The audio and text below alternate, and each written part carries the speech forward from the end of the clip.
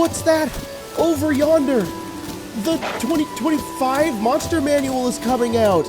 Wow, I sure can't wait to use a bunch of cool new monsters to use in my games. Whoa, Homebrew monsters on dndbeyond.com? I'll just go there. We are trying to be more positive here on XP to level 3. So today we're gonna look at some of the top rated homebrew monsters on D&D Beyond. My favorite place to get homebrew, GM Binder, blow up. DM's Guild, explode at my feet. D&D Beyond, where anybody can be anyone, where a kid can be a kid. This is where I love to get my resources. What are people upvoting? What are people actually using in their games? Maybe you'll find something today that you can use in one of your games. But before we jump into these, let's give a shout out to our sponsor, Raycon. Out of every brand that sponsors this channel, the one I'm always happy to talk about is Raycon. I genuinely use these every single day. They are super sleek, really easy to use. They have a really long battery life. I use them when I'm doing chores around the house, when I'm grocery shopping, when I'm working, when I'm prepping for a D&D game, and more importantly, right before I go to sleep. I use them like every single night because I need to listen to them when I go to sleep. Sorry, I need that. They connect seamlessly to my phone. They have a super long battery life. I can take them anywhere. They're really nice. I love these. And if you use Raycon, you save yourself a lot of money. Raycon also has a ton of other awesome products. I got this Magic Pad Pro, which charges my phone, my Raycons, and my watch when I go to bed at night or whenever I want. And it folds up, it's magnetic, it's super portable. I love this thing, and the price is really good. And if you want to save some money, then go to buyraycon.com/fireballs and get 15% off site-wide. That's right, you're gonna get 15% off if you use my link down in the description box or in the comments. All right, back to the video. Monsters.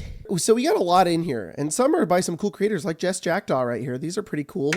Today, we're going to be looking at some of the top-rated homebrew monsters. But in fact, the top-rated homebrew monster I have a lot of thoughts about, and I want to talk about it. So I guess this is a video where we're going to talk about the False Hydra, but it's disguised as a homebrew video. Hope you guys are down for that.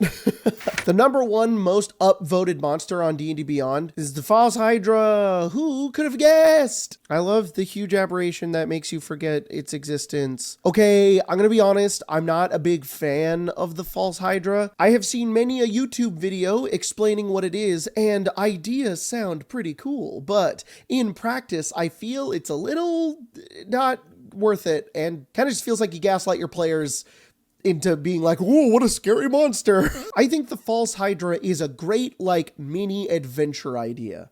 I don't think a False Hydra is like a monster you throw into a game. But let's read through this stat block and see why everybody's upvoting it. Maybe I'm missing something. Who wrote this one? Oats1321. Very cool. Let's read the description first. Common wisdom holds that false hydras come from the ground. They spontaneously originate as undifferentiated masses of flesh, potatoes that sprout from no seed. But you might believe that there are no false hydras, and that false hydras just spring out of holes in the ground. Like Gimli.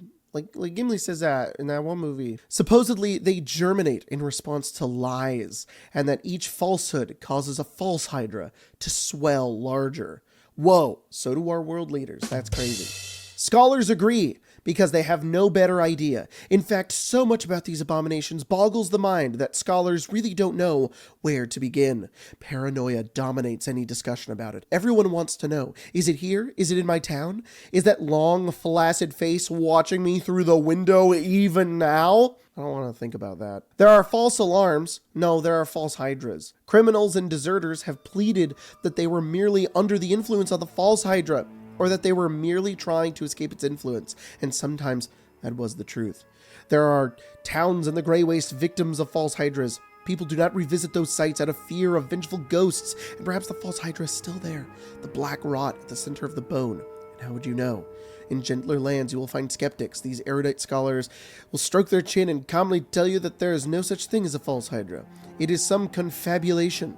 Villages seized by some infectious insanity, or perhaps some subtle demon, but they are wrong. So the idea is that this thing looks like the Dead Hand from Ocarina of Time, but it has the powers of the Silence from Doctor Who. It exists outside your mind. It can affect creatures without them allowing to see it or remember ever seeing it. So it can do some really spooky things in D&D. Let's see what this stat block can do. False Hydra, huge aberration, chaotic evil, armor class 10. Whoa, that's pretty easy to hit. I wonder why. Hit points 210 and speed 5 feet. It's got 20 strength, 10 dex, 20 con, 21 intelligence, 19 wisdom, 24 charisma. It's got proficiency in intelligence, wisdom, and charisma saving throws. It's got arcana, deception, insight, intimidation, persuasion proficiency. It's immune to being charmed. It has blind sight at 120 feet, passive perception of 14, and it's a challenge rating 14, and it can speak common, deep speech. Its proficiency bonus is +5. It has innate spell casting. The False Hydra's innate spell casting ability is intelligence, DC 18, and at will it can cast detect thoughts. Initially, seems pretty cool. It can read the thoughts of whoever it sees. That's pretty neat. And then 3 times a day it can cast Dominate Monster. So far, though, this is a big thing of hit points that is very slow that can cast Detect Thoughts. So let's see what else it can do. There's a reason why it's called a Hydra, right? It has legendary resistance 3 times a day. It has multiple heads. The False Hydra gains an additional action per turn equal to the quantity of heads it has. It has 3 actions on its turn in addition to move and bonus action, and it does not gain additional move and bonus action. Extended neck. The False Hydra's heads have a sickeningly long neck. Each head can extend several hundred feet from its body, depending on the age of the False Hydra. See below on the table. Immediate body horror. That is disgusting. I love it so much. Young, 1 to 2 heads. Adult, 3 to 4 heads. Mature, 5 to 6. And elder, 7 heads with a 1,200 foot range. I forgot I have a mini of it. This is proof that I've run it before. This thing is nasty looking. This is a really cool STL file that I found online that I was able to print out, and it looks pretty dang cool. I think there are arms or something that are supposed to go in the back that I don't have on it right now, but if you want an idea of what this thing is supposed to look like, kind of like that. It's pretty spooky. A head can recoil into its body or shoot out to the full range as a move action. The head's movement can provoke an attack of opportunity, and all parts of the head and neck can be targeted if extended. Actually, it's not attack of opportunity anymore. It's opportunity attack. So, grow heads. Whoa. Dude, that's crazy. I have this ability too. Grow heads. As the False Hydra eats creatures, it has a cumulative chance of growing a new head. For each creature size below with an int of 4 or higher, the False Hydra has a cumulative chance to grow a new head upon consumption. Oh, when it eats someone. Tiny 1%, small 3%, medium 5%, large 8%. Gross. If the creature has class levels, increase the chance by 2%. For example, a small fighter would have a cumulative of a 5% chance. That's really interesting. If they ate a large wizard, he would gain 10%. Whoa, that's really cool. I really like that. Actions, bite, +11 to hit, 48 +2 with an average of 20 damage of either bludgeoning, slashing, or piercing damage. If the target is a huge or smaller creature, it is grappled, DC 15, and takes 9 constrict damage at the start of each of its turns until the grapple ends. That would just be bludgeoning damage, I think, but that's fine. We can make up damage types. Who cares? The False Hydra can grapple 1 creature per head at a time. Engulf. The False Hydra engulfs a large or smaller creature grappled by it. The engulfed target is blinded, restrained, and unable to breathe, and it must succeed on a DC 25 saving throw at the start of each of the False Hydra's turns to take 10 bludgeoning damage. If the False Hydra's head moves or its body moves, the engulfed target moves with it. The False Hydra can have only 1 creature engulfed at a time. If the target's HP drops to 0 while engulfed or dies, it is immediately consumed. See grow heads, because it will probably grow a head, probably. Sonic Blast. Sonic Blast. Sonic Boom. Sonic Boom. Sonic. Follow me. Set me free. I've been playing Sonic Adventure 2. The game fun. It's my childhood. The False Hydra lets out a vicious scream. Creatures within 60 feet of it must succeed on a DC 20 Constitution saving throw or take 32 sonic damage. Okay. And be stunned for 1 round. So it just screams. That's crazy. Mind Song. The False Hydra sings a harrowing melody which is heard by anyone within 5 miles of the head that sings. Live and learn, hanging on the edge of tomorrow. Live and learn. I'd probably fall for that. Only one head needs to sing, and having additional heads to join the song provides no benefits. I don't know about that. I don't know. Having multiple heads sing, the choir of False Hydra, that'd be crazy. Creatures hearing the song gain gaps in their memory that they have no recollection of. If a person enters a room with a false Hydra, the song may cause the person to forget the Hydra was there. This is commonly used to cause people who are close to victims of the Hydra to forget that person existed. This song does not alter reality, only perception. A woman who lost her husband may find it confusing to find men's clothes in her house as she recalls no husband. This effect does not work on people who are deaf or are focused on the item the gap is intended to replace. For example, the woman above may witness the Hydra eating a man and recall of it during the event, but forget the second she looks away. As people are victims to the mind song, they risk gaining split minds. If a victim gains a split mind, the left half of their mind separates from the right. The victim does not notice this. However, the left half cannot hear, thus is immune to the mind song, but it can see. It may try to notify the victim of the Hydra, but it only controls half the body. That's interesting. It does not control speech. This may appear as the left hand inserting text into a note the victim is writing, or scratch letters into their chest as they sleep. Oh, that's spooky. Since the right brain is still impacted by the mind song, they may never notice the letter. However, the scars on their chest are harder to blank out of their mind. I have issues with this part of the Hydra itself, but we'll get into it once we finish reading the stat block. We just got legendary actions. It could take 3 legendary actions. One of them is Bite, and the other is Sonic Pulse. Sonic Pulse. Can you see all of me? Walk into my mystery. Whoa. Walk into my mystery. It's like the False Hydra. The False Hydra targets a creature within range of one of its heads and blasts it with a cone of noise. Ah! Creatures within a 10-foot cone take 1246 sonic damage. Sonic damage again. Whoosh! You can run, you can fly, you can reach the other side of the rainbow. Okay, I have thoughts about this. So I think that the False Hydra is one of those monsters that is like really cool as an idea. I think it's a really neat idea for like a 1-shot or maybe like a 3-shot where the party goes into a town where everybody seems to have memory problems, and then they are slowly affected by this creature that they eventually discover and kill. But the issue is, this is one of those monsters and one of those ideas that is like, to DMs, really, really cool. Like, you initially think that this is going to be really spooky and your players are going to think this is really creepy and weird, but all of that accounts on them knowing what's going on. And as soon as they figure out what's going on, they've discovered that it's a big, scary false Hydra, and then they can just kill it. And then if you don't want that to happen, then you basically have to gaslight your players into making them forget scenarios that they've played through already. Now, this is fine. This can work sometimes. There's spells like Modify Memory in the game that cause you to forget things. But the False Hydra on its own is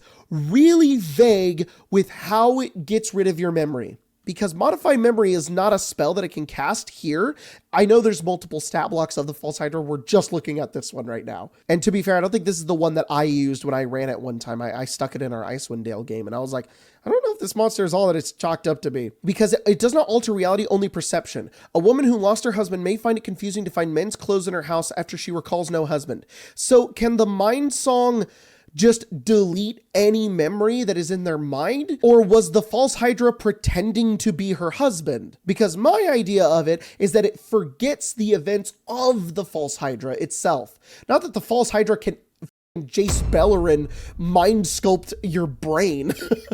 Which is cool. I think that would be interesting. I just don't think that's the theme of the monster here. Okay, couple of days later, Jacob here to provide some retrospective on what I was trying to say here. Because I can already feel the comments. I can see them, I can feel them, I can smell them. So the stat block itself actually does specify that the gaps in someone's memory might be commonly used to cause people who are close to the victims of the Hydra to forget that person existed. And I think that's the part I was kind of missing here, but it's not really the point that I'm trying to make. It makes sense that one of the heads of the False Hydra might be slowly trying to eat someone, and that might be a woman's husband who is, every time she looks at him, she forgets he exists, right? The thing is that that person would remember having a husband, but now suddenly they're lost, is what I assume they're saying, and they don't realize where they are or where they've gone. Which is, it's like paranoia, it's like madness, right? It makes a lot of sense. That part I understand. The part I don't understand is like, okay, now what do you do about this? as players. You see, the thing is that this works really well when it's happening to other characters in the game. It doesn't work very well when it's happening to your party. And I think that's where this can get kind of convoluted and annoying, because the way that a false Hydra works is vague. And I think that's what I'm trying to say here. If one of the false Hydra heads starts following a player around and then everybody at the table now has to forget that that player exists now, it becomes really weird to role play that at the table. And that's what I kind of mean by throwing out the term gaslighting out of the middle of nowhere. You as the DM, to make this work, have to be like, oh no, that you don't remember that. You don't know that ever happening. And it's like, well, Jacob, what's going on? Why don't I remember that? I don't know. You just don't remember who that person is. So to keep up the secret and the facade of the false Hydra, you kind of have to gaslight your players into being like, nothing's wrong, because the second you reveal it's a false Hydra, everybody goes, oh, well, and if they know what the monster is, then they just like plug their ears and then they kill it. It's just a really confusing mess where the players are like, whoa, something creepy is happening here. I try to find out what it is. And then you as the DM have to be like, well, I either reveal it and it's done now, or I continue to lie and confuse my players and make them feel frustrated. Anyways, back to the other Jacob. I thought the theme of the monster is that something is causing gaps in people's memories. They're trying to make themselves remember, but they can't. And that's because this creature is doing it. And that's why it's interesting. A party might stumble onto a village and there's this weird thing happening and they may think it's a curse, but they're finding weird slimy tracks. They see heads in the corner of their eye that they can't remember, and that makes this really scary. But in my opinion, it all falls apart the second a party member, like not even a party member, a player is like, can I just try to remember this creature? And you're like, no. And it's like, okay, then what do I do? Because I can't remember the creature. There's no saving throw about for this song, as far as I can see. So you have to like plug your ears to not hear the song and figure that out somehow, because nobody's going to remember hearing the song. And then as soon as they do that, they see the big scary monster and then they're just going to beat it up and it's going to try to cast detect thoughts on them. But for the most part, it's just going to try to bite and eat them. Now the biting and eating part is pretty scary. I think there's a way you can go about making a false Hydra scary, but it's like, this is like what you're making the game about, right? You can't take this and be like, oh, this week like what I did, I'd be like, this week in our Icewind Dale game, I'm gonna put a false Hydra in Ithrin because I think that would be fun. It does not work. Don't do that. You need to be like, all right, we're gonna play a game, and the first thing, the adventure you guys are gonna go on first is discovering this weird curse that's going on in this town, and it's about a false Hydra, but I have to be secretive about it. And also, I think if you want to make it fun, you need to like kind of give your players information, even though that's counterintuitive to the way you're supposed to play a false Hydra. To me, the false Hydra is not like a cool stat block to put into any game. It's a cool horror idea for an RPG game that has to be executed really well. Otherwise, your players are going to get very frustrated. Anyways, I think that the false Hydra is a cool, interesting, neat monster. I just think that like making it difficult for your players to figure out what the creature is annoying. And I think the effects of a false Hydra over a group of people is the right way to go about it. And then your players come in and they're heroes and they beat the crap out of this thing. Live and learn, hanging on the edge of tomorrow. All right, I'm going to go play Sonic Adventure 2. Bye.